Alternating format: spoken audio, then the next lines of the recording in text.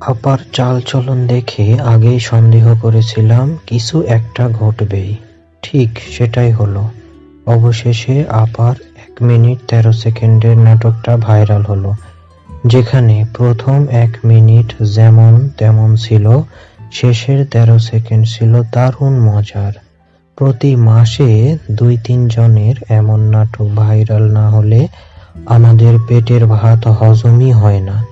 যাই বলেন না কেন, আপার অভিনয়টা কিন্তু দারুণ ছিল। আপার পারফরম্যান্স দেখে আপনি হাততালি দিতে বাধ্য হবেন। আর হ্যাঁ, আপার নাটকটি অবশ্যই হেডফোন লাগিয়ে দেখবেন, কারণ আপার ডায়লগগুলো অনেক বিনোদনমূলক, যা একান্তই শুধুমাত্র আপনার জন্যে। আপা অনেক দিন আগে থেকেই বড় বড় জাম্বুরা দেখিয়ে আমাদের বিনোদন দিয়ে এসেছে, তবে ১ মিনিট ১৩ সেকেন্ডের বিনোদনটা ছিল সেরা। এটার কাছে অন্য সব বিনোদনের কোনো তুলনাই হয় না। আপা যে এত বড় মাপের একজন অভিনেত্রী, সেটা এই নাটক না দেখলে আমরা জানতেই পারতাম না।